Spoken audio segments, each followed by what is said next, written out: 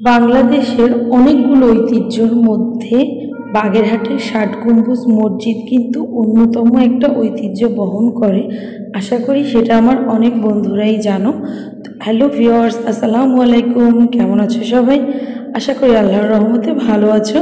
তো আজ আমি তোমাদেরকে নিয়ে যাব ষাট গম্বুজ মসজিদ। তার আগে আমি তোমাদের সাথে আমার দুপুরের খাবারটা শেয়ার করছি। যেহেতু আজকে আমি তোমাদের সাথে রান্নার ভিডিওটা শেয়ার করতে পারবো না, তাহলে অনেক বেশি বড় হয়ে যাবে, তাই একটু করে দুপুরের খাবারটা তোমাদের সাথে শেয়ার করে দিলাম। তোমরা যারা বাগেরহাটে এসেছো বা বাগেরহাট শহর সম্পর্কে জানো, তারা অবশ্যই দড়াটানা ব্রিজের কথা শুনবে। এটা হচ্ছে বাগেরহাটের দড়াটানা ব্রিজ। এই ব্রিজটা থেকে হচ্ছে একটা জেলার সাথে একটা থানা বা এমনকি বিভাগের সাথে সম্পর্ক করা হয়েছে। ব্রিজটা কিন্তু খুব বেশি বড় না, কিন্তু ব্রিজের প্রয়োজনীয়তাটা অনেক বেশি, তাই এত ছোট ব্রিজ হওয়া সত্ত্বেও এটাতে কিন্তু এখনো পর্যন্ত টোল নেওয়া হচ্ছে। তো আমি রাস্তার সংক্ষিপ্ত একটা ভিডিও করে তোমাদের সাথে চলে আসলাম ষাট গম্বুজ মসজিদ বাগেরহাট। তো আমি মাত্র গেট থেকে টিকিটটা কেটে ঢুকেছি। আমি টিকিট কাটার সময় ভিডিওটা করতে পারিনি। তো এখানে মৃত্যু সম্পর্কে হযরত খানজাহান আলী রাদিয়াল্লাহু যা বলেছেন সেটার একটা সুন্দর লিখিত বর্ণনা রয়েছে। তোমরা কেউ চাইলে ভিডিওটা একটু স্টপ করে পড়ে নিতে পারো, খুব সুন্দর কথা। তো হচ্ছে এখানে পুরুষ টয়লেট কোথায়, মহিলা টয়লেট কোন দিকে, এবং কোথায় শিশু কর্নার, কোন দিকে ষাট গম্বুজ মসজিদ, কোথায় জাদুঘর, সম্পূর্ণ বর্ণনাটি দেওয়া আছে। কারণ হলো এই ষাট গম্বুজ মসজিদ দেখতে কিন্তু পৃথিবীর বিভিন্ন দেশ থেকে অসংখ্য পর্যটকরা এখানে প্রবেশ করে। আশা করি তোমরা সেটা জানো। এটার জন্য এখানে সুন্দর করে একটা নিদর্শন দেওয়া আছে। এটা হচ্ছে আমার ভাইগনা, মানে আমার বোনের ছেলেরা, বাচ্চারা, একদম ছোট বাচ্চাদের শিশু কর্নার এটা। জিসান, জাইফা, জুবাইর, সাফা, ওরা হচ্ছে এখানে খেলছে। আর মাহিম আর রাজিয়াত একটু বড়, ওরা একটা ঘুরে ঘুরে দেখছিল। আর হচ্ছে আমরা আসলে এখানে অনেকবারই গিয়েছি। বাচ্চাদের এই যে খেলার যে জায়গাগুলো, এই রাইডগুলো কিন্তু আগে ছিল না, এগুলো একটু নতুন আপডেট করেছে। আর তোমাদের আরেকটি ছোট্ট ইনফরমেশন দিয়ে রাখি, ষাট গম্বুজ মসজিদে এক একজনের প্রবেশ মূল্য 30 টাকা করে। ক্লাস 5 পর্যন্ত বাচ্চাদের জন্য কোনো টিকিট লাগে না, সম্পূর্ণভাবে ফ্রি। আর পর্যটক যারা আসেন, মানে বিদেশ থেকে অন্য অন্য দেশের পর্যটকের জন্য 200 টাকা করে। আর বাংলাদেশের যে নাগরিক আছে শুধুমাত্র তাদের জন্যই 30 টাকা করে। তো এটা ছোট্ট একটা ইনফরমেশন আমি তোমাদেরকে এটার জন্য দিয়ে রাখছি, কারণ তোমরা যারা এখনও আসোনি তোমাদের জানার সুবিধার্থে। আর ওই দূরে যেটা দেখতে পাচ্ছ ওটা হচ্ছে জাদুঘর। হ্যাঁ, তো আমি মোটামুটি আজকে সবটাই তোমাদেরকে ঘুরিয়ে দেখানোর চেষ্টা করব। আশা করি আমার বন্ধুরা আমার ভিডিওটি তোমাদের অবশ্যই ভালো লাগবে।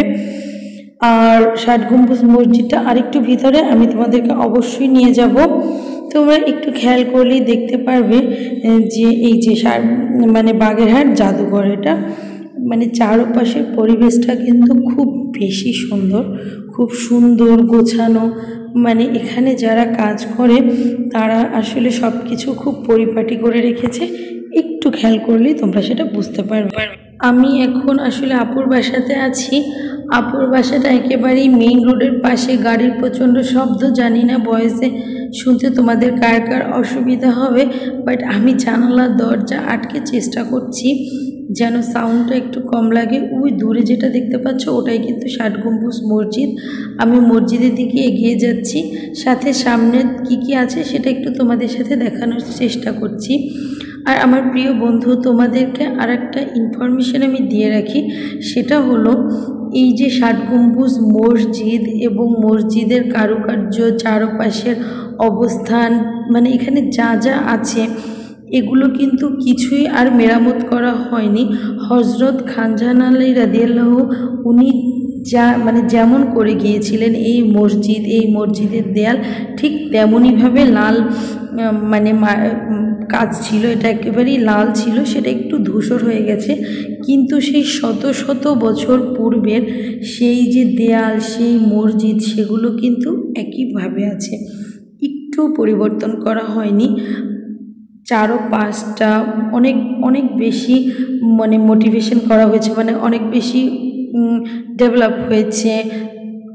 এই যে শিশু কর্নার তৈরি করা হয়েছে, তারপরে হচ্ছে মানে গাছপালা লাগিয়ে পরিবেশটাকে সুন্দর করা হয়েছে, সব কিছুই করেছে। কিন্তু এই যে মসজিদ আর মসজিদের দেয়ালগুলো, এগুলো কিন্তু ঠিক আগের মতোই আছে, এগুলোকে একটু মানে হাত দেওয়া হয়নি। তো তোমরা বুঝতেই পারছো শত শত বছরের সেই ৬০ গম্বুজ মসজিদ এখনও তার সৌন্দর্য কিভাবে ধরে রেখেছে। আচ্ছা বন্ধুরা, তোমরা কিন্তু অবশ্যই আমাকে জানাবে যে আমার ভিডিওটি কেমন লেগেছে। অলরেডি আজান দিয়ে দিচ্ছে। আর এখানে যেটা দেখতে পাচ্ছ এটা হচ্ছে কিন্তু কবর। ওই যে এটা কাদের কবর এটা সম্পর্কে ঠিক জানা যায়নি। এখানে কি লেখা আছে আমি একটু তোমাকে দেখাচ্ছি। খানজাহান আলী রাদিয়াল্লাহুর অজ্ঞাত অনুসারী ও ভক্তবিন্দুর কবরস্থান, এটা বুঝতেই পেরেছ। এবং এখানে মসজিদের চারপাশে এরকম অসংখ্য কবর রয়েছে, মানে একটা কবরের মধ্যে অনেকেরই লাশ মানে দাফন করা হয়েছে, এই ধরনের কবর এখানে অনেকগুলো আছে। এই যে সাইডে দেখতে পাচ্ছ এখানেও কিন্তু অনেকের কবর রয়েছে। এগুলো ওই যে খানজাহান আলী রাদিয়াল্লাহুর ওনার হচ্ছে অজ্ঞাত, ওনার ভক্ত বা ওনার পরিবারের কেউ এরকম কেউ হবে, তাদের কবর। তো হচ্ছে এখন কিন্তু মাগরিবের নামাজ শুরু হয়ে গেছে। আমি একটু তোমাদেরকে দেখানোর চেষ্টা করছি যে ওই যে সবাই অলরেডি নামাজ পড়তে বসে গেছে। আর এখানে কিন্তু মহিলাদের নামাজ পড়ার জন্য ব্যবস্থা আছে, সেটাও আমি তোমাদেরকে দেখাবো। একটা সাইডে মহিলাদের নামাজ পড়ার জন্য ব্যবস্থা করা হয়েছে। তো আমার বন্ধুরা, আমার ভিডিওটা তোমাদের কেমন লেগেছে অবশ্যই অবশ্যই কমেন্ট করে জানাবে। আমি জানি না আমি কতটুকু তোমাদের বোঝাতে পেরেছি বা কতটুকু সৌন্দর্য আমার ক্যামেরায় তুলে ধরতে পেরেছি, কিন্তু আসলেই কিন্তু জায়গাটা দর্শনীয়। এই যে গাছটা দেখতে পাচ্ছ, এই গাছটার বয়সও কিন্তু শত শত বছর ধরে গাছটা একইভাবে একই রূপে দাঁড়িয়ে আছে। এই গাছটার সম্পর্কে বলা হয় যে এটা খানজাহান আলী রাদিয়াল্লাহু উনি হচ্ছে নিজে এই গাছটা নাকি রোপণ করেছেন, বাট আমি কিন্তু শিওর না, যেটা বলা হয়ে থাকে সেটাই বললাম। এখানে কিন্তু অনেকগুলো গেট আছে ঢোকার, আমরা মেইন গেট থেকে প্রবেশ করেছি, ছোট ছোট বের হওয়ার জন্য ঢোকার জন্য অনেকগুলো দরজা আছে। আর এখানে অনেক বড় একটা দিঘি আছে, তো দিঘিটাও আমি তোমাদের সাথে শেয়ার করব। এই যে এখানটা দেখেছো আটকা, যার মানে জায়গাগুলো ভিতরটা দেখা যায় না, এখানে হচ্ছে মহিলাদের নামাজ পড়ার জন্য ব্যবস্থা করা হয়েছে।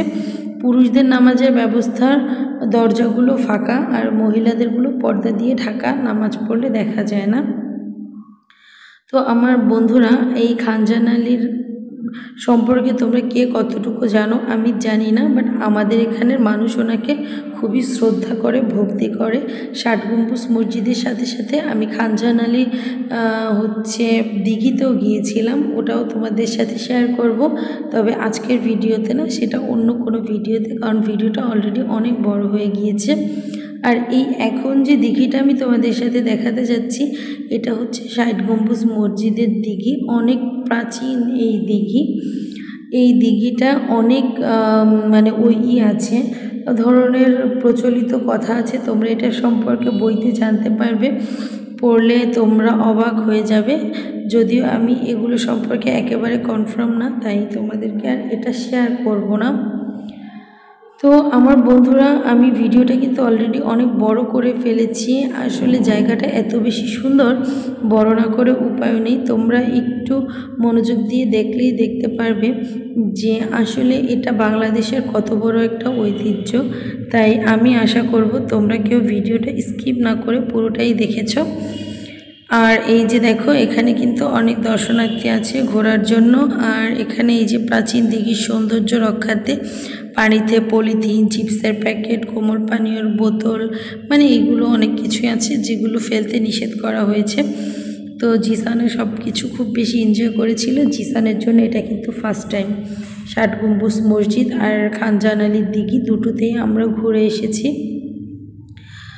তো বন্ধুরা আজ এই পর্যন্তই। সবাই ভালো থেকো, আল্লাহ হাফেজ। আর ভিডিওটা কেমন লেগেছে অবশ্যই কমেন্ট করে জানাবে।